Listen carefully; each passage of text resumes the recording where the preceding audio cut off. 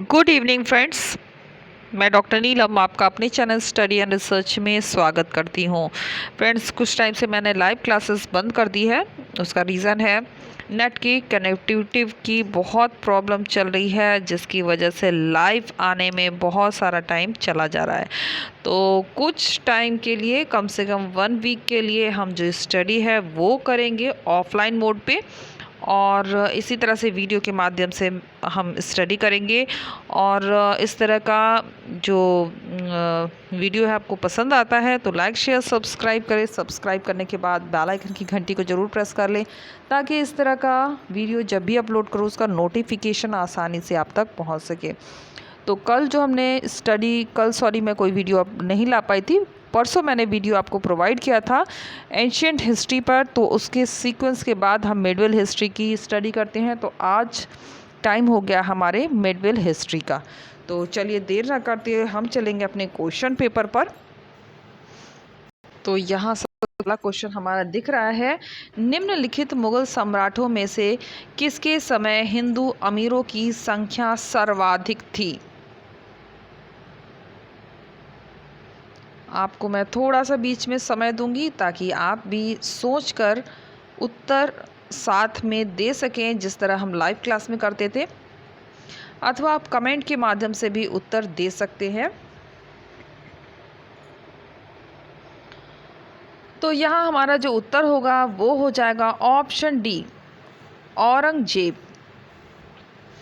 UP public service commission Indian history 2001 का ये प्रश्न है। अकबर की सांप्रदायिक नीति का बहुत हद तक जहांगीर और शाहजहां दोनों ने ही अमीर वर्ग की भर्ती का अनुपालन किया। इन दोनों बादशाहों के अधीन जो उमरा थे, उनमें से बहुतेरे हिंदुस्तान में ही पैदा हुए थे। साथ ही अमीर वर्ग में अफगानों, भारतीय मुसलमानों, हिंदुस्तानियों और हिंदुओं का अनुपात निरंतर बढ़ता ही गया। इन दिनों जो हिंदू अमीरों में शामिल हुए, उनमें एक नया वर्ग मराठों का भी था। औरंगजेब के अधीन अमीर वर्ग की संरचना में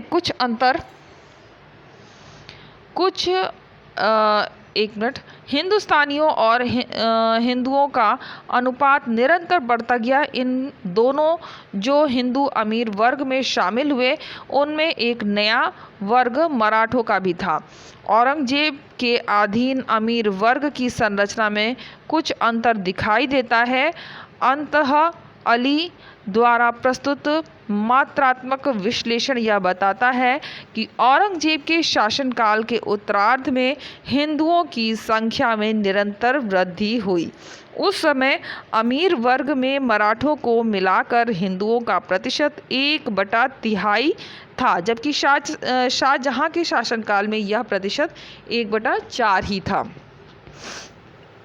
नेक्स्ट क्वेश्चन, निम्नलिखित कथनों पर विचार कीजिए और अधोलिखित कूट से अपना उत्तर चुनिए। तो यहाँ पे हम आ जाते हैं, कथन दिया हुआ है।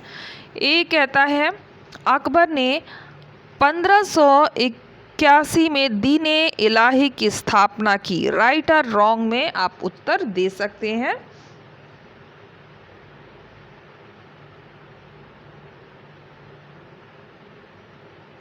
तो ये बिल्कुल गलत दिया हुआ है, इसको हम क्रॉस कर लेते हैं। इसके बाद रीज़न दे रहा है, अकबर अपने साम्राज्य में राजपूतों का सहयोग प्राप्त करना चाहता था।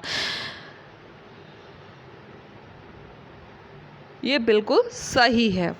तो हमारा जो उत्तर हो जाएगा, ए गलत है और आर सही। ऑप्शन डी हमारा यहाँ पे करेक्ट होगा। और ये प्रश्न रहा है UP public service commission Indian history 2001 का। यहाँ थोड़ी सी व्याख्या भी देख लेते हैं। अकबर ने 1582 में दीन-ए इलाही या तौहीद-ए-इलाही दैविक एकेश्वरवाद के रूप में प्रसिद्ध धार्मिक व्यवस्था का प्रवर्तन किया। यह एकेश्वरवाद के सिद्धांत पर आधारित था। इसमें सामाजिक सुधार के कुछ सिद्धांतों के साथ 10 सद्गुण के व्यवहार का निर्देश देने वाली एक आचार संहिता सम्मिलित थी। अतः कथन अकबर ने दीन-ए इलाही की स्थापना 1581 में की थी, गलत है। अपनी राजपूती नीति को पुख्ता करने के लिए अकबर ने राजपूत राजाओं के यहाँ वैवाहिक संबंध स्थापित किए। वह अजमेर के प्रथम तीर्थ यात्रा के दौरान अजमेर के राजा भारमल के ज्येष्ठ पुत्री से विवाह प्रस्ताव किया और विवाह किया। इसी तरह बीकानेर और जैसलमेर के शासकों ने भी अकबर से वैवाहिक संबंध स्थापित किए। नेक्स्ट क्वेश्चन, शाहजहां के शासनकाल में गोपनीय आदेश कहां से जारी किए जाते थे?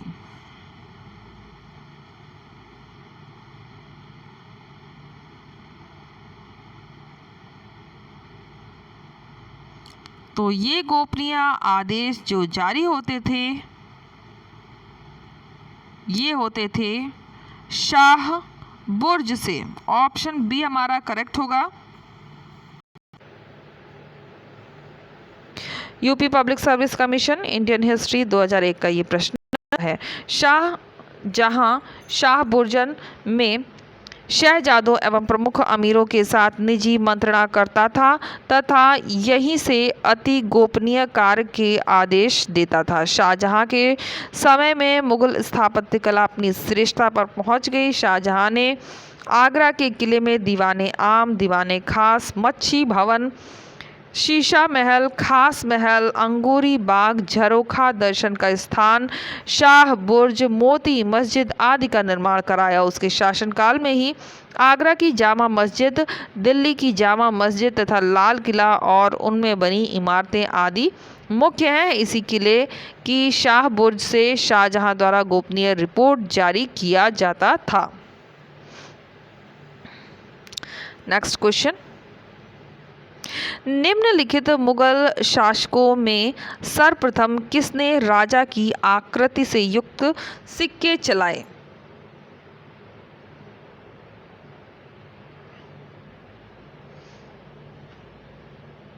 तो ऐसे सिक्के जारी करने वाला था जहांगीर। ऑप्शन सी हमारा करेक्ट होगा। और ये प्रश्न रहा है UP public service commission Indian history 2001 का। मुगल शासकों में सर्वप्रथम जहांगीर ने राजा की आकृति से युक्त सिक्के चलाए। शासक बनने के बाद जहांगीर ने सोने की मोहर चलाई जिस पर मुगल सम्राट अकबर का चित्र अंकित करवाया। जहांगीर ने अपने सिक्कों पर अपनी आकृति अंकित करवाई और उसके कुछ सिक्कों पर उसके स्थान पर नूरजहां का नाम अंकित था। जहांगीर के कुछ सिक्कों पर उसकी आकृति हाथ में शराब का प्याला लिए हुए अंकित है। इसके समय में अकबर द्वारा प्रारंभ की गई मुद्रा व्यवस्था ही चलती रही। शाहजहां के समय में भी मुद्रा व्यवस्था में कोई परिवर्तन नहीं किया गया। मुगलों की मुद्रा का प्रचलन राज्य द्वारा नियंत्रित टकसालाओं के माध्यम से किया जाता था। ये टकसालाएं राज्य के विभिन्न भागों में थी। अबुल फजल के अनुसार 1595 में सोने के सिक्के ढालने के लिए 4, चांदी के सिक्के ढालने के लिए 14 और तांबे के सिक्के ढालने के लिए 42 ये दिया हुआ है 42 टकसालाएं साम्राज्य में स्थापित की गई थी। नेक्स्ट भी आते हैं, निजाम उल मुल्क ने किस स्वतंत्र राज्य की स्थापना की थी?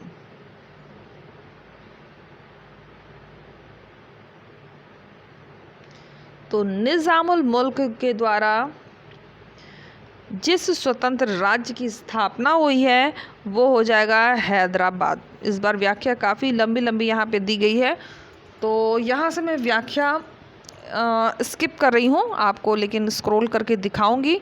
आपकी अगर इच्छा हो तो आप उसे पढ़ सकते हैं।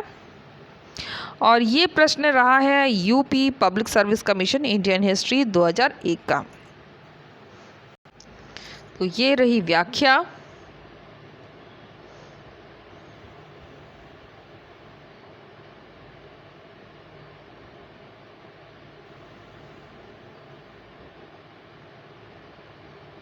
नेक्स्ट क्वेश्चन पे हम आते हैं।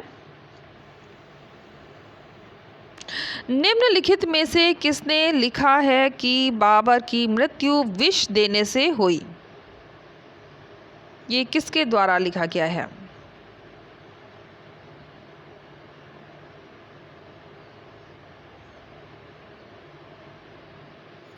ये लिखा गया है गुलबदन बेगम के द्वारा। ऑप्शन सी हमारा करेक्ट होगा। UP public service commission Indian history 2002 का ये प्रश्न रहा है। और इसके अलावा यही एग्ज़ाम 2010 में भी रिपीट हुआ है। बाबर की पुत्री गुलबदन बेगम ने अपनी प्रसिद्ध कृति हुमायूंनामा में इस बात का उल्लेख किया है कि बाबर की मृत्यु विष देने से हुई। गुलबदन बेगम बाबर की बेटी थी। उसका जन्म 1523 के करीब हुआ था, जब बाबर काबुल पर काबिज था। उसने अपने बाप का जमाना देखा था। बाबर की मृत्यु के समय बेगम की आयु 8 वर्ष थी। हुमायूं ने उसको बड़े प्यार से रखा, जैसे उसने खुद लिखा। कन्नौज की हार के बाद वह काबुल में रही और 1545 में हुमायूं की वापसी पर अति प्रसन्न हुई। उसने हुमायूं और कामरान के बीच अफगानिस्तान में हुई लड़ाई का जिक्र रोचक ढंग से किया। हुमायूंनामा 2 भागों में बटा है।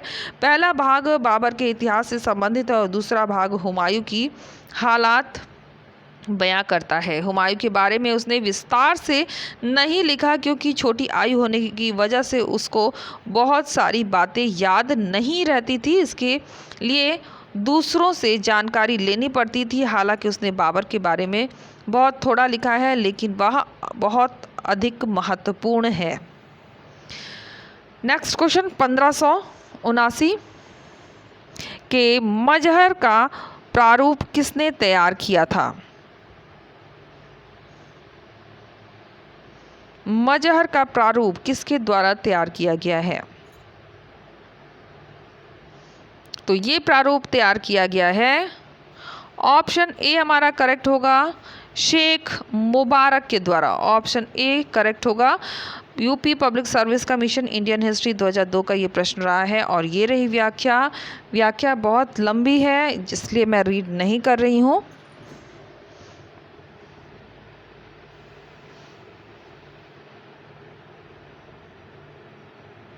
चलिए नेक्स्ट क्वेश्चन पे आते हैं। निम्नलिखित बादशाहों में से किसकी सेना में सर्वाधिक संख्या में दक्कनी अमीर थे? तो दक्कनी अमीरों की संख्या भी थी औरंगजेब के समय में। ऑप्शन डी हमारा करेक्ट होगा। और ये पब्लिक सर्विस कमीशन में आया हुआ एग्ज़ाम में आया हुआ प्रश्न है 2010, 2002 और 2008। इस दृष्टि से बहुत ही महत्वपूर्ण है। ये रही व्याख्या रीड करने में काफ़ी समय जा रहा है, तो मैं व्याख्या भी अभी आपको स्क्रॉल करके दिखा देती हूँ।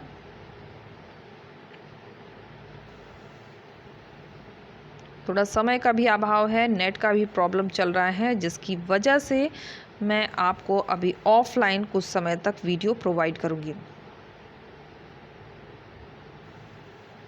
चलिए नेक्स्ट क्वेश्चन पे आते हैं। निम्नलिखित चित्रकारों में से अकबर ने किसे मुल्तान का दीवान नियुक्त किया था?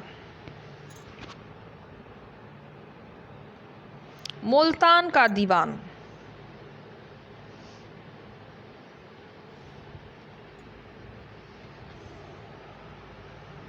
तो मुल्तान का दीवान नियुक्त किया है अब्दुल समद को। ऑप्शन ए हमारा करेक्ट होगा।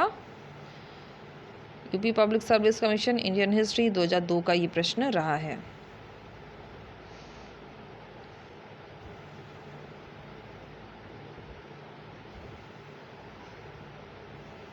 नेक्स्ट क्वेश्चन, अकबर के शासनकाल में किसके निर्देश में महाभारत का फारसी में अनुवाद हुआ?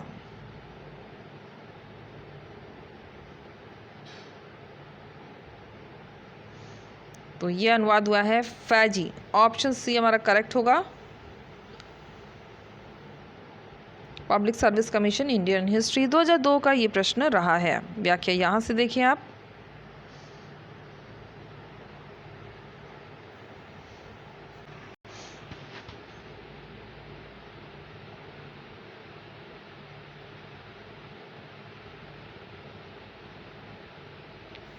चलिए नेक्स्ट क्वेश्चन पे आते हैं। जहांगीर की निम्नलिखित पत्नियों में से कौन राजपूत थी?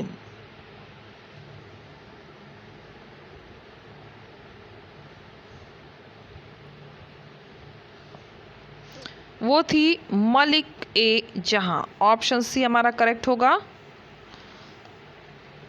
Public service commission Indian history 2002 का ये प्रश्न रहा है। जहांगीर की पत्नी में मलिकाए जहां राजपूत थी, इसका नाम जगत गोसाई था। जहांगीर ने जगत गोसाई को मलिके जहां की उपाधि दी थी। तो यहाँ से आप खुद से रीड करें।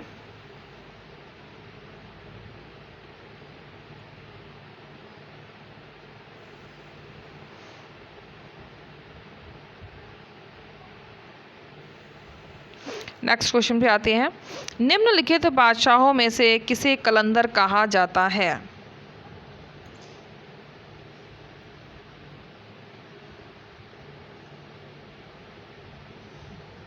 कलंदर किसे कहा जाता है?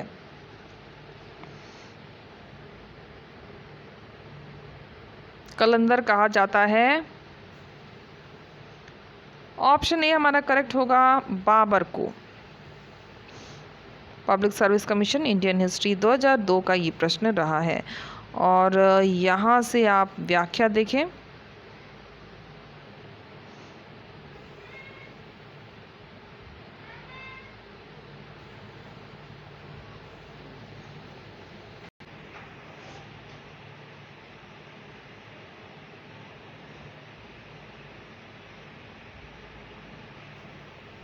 नेक्स्ट क्वेश्चन, निम्नलिखित चित्रकारों में से किसने मानसिक संतुलन बिगड़ने के कारण आत्महत्या कर ली थी?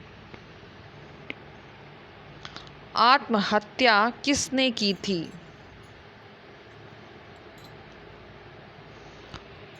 दशावंत ने की थी। ऑप्शन सी हमारा यहाँ पे करेक्ट होगा, दशावंत। Public service commission Indian history 2003 का ये प्रश्न रहा है। व्याख्या यहाँ से देखिए। बहुत फास्ट लगती है आपको व्याख्या, तो वीडियो को पॉज कर लें और उसके बाद उसे रीड करें।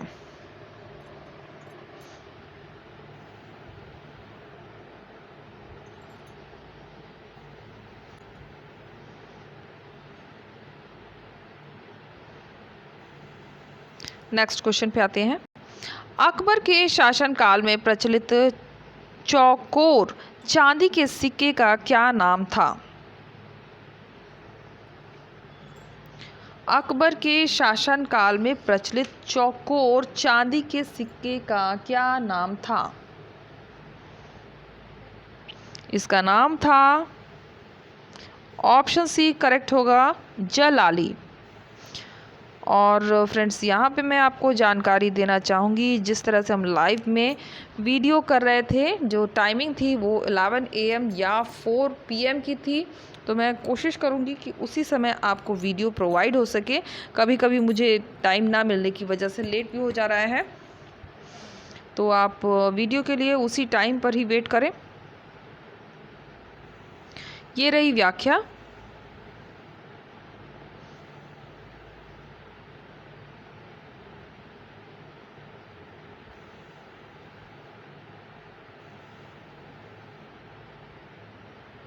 चलिए नेक्स्ट पर आते हैं।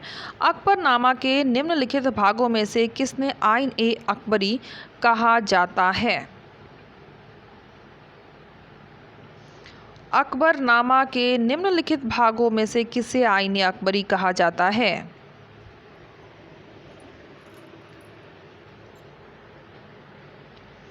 ये कहा जाता है, ऑप्शन सी हमारा करेक्ट होगा, तीसरा भाग। तीसरे भाग को आइन ए अकबरी कहा जाता है। UP public service commission Indian history 2003 का ये प्रश्न रहा है। और यहाँ से आप व्याख्या देख सकते हैं। नेक्स्ट पर आते हैं। निम्नलिखित में से कौन औरंगजेब के शासनकाल का राजकीय इतिहासकार था?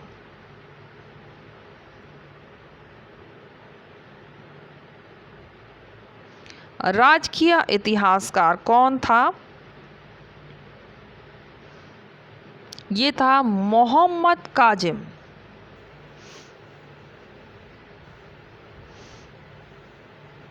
UP public service commission Indian history 2005 और 3 का ये प्रश्न रहा है। ये रही इसकी व्याख्या।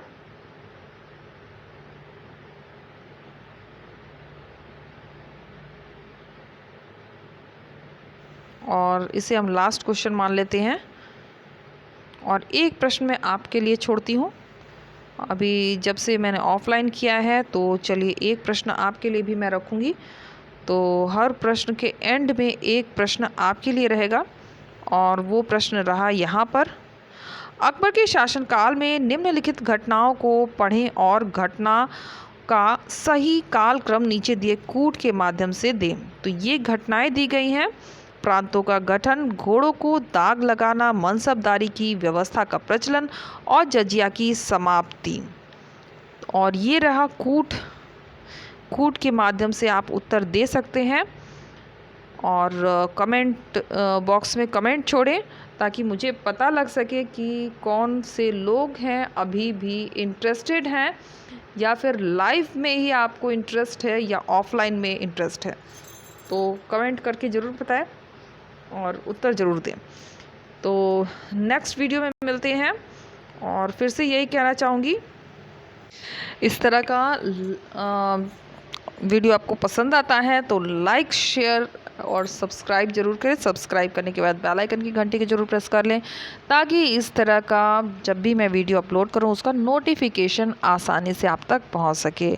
और कल जो वीडियो आपको मैं प्रोवाइड करने वाली हूं वो रहेगा मॉडर्न हिस्ट्री से रिलेटेड। तो रेडी हो जाएं और अपनी स्टडी पर ध्यान दें। Take care and bye bye.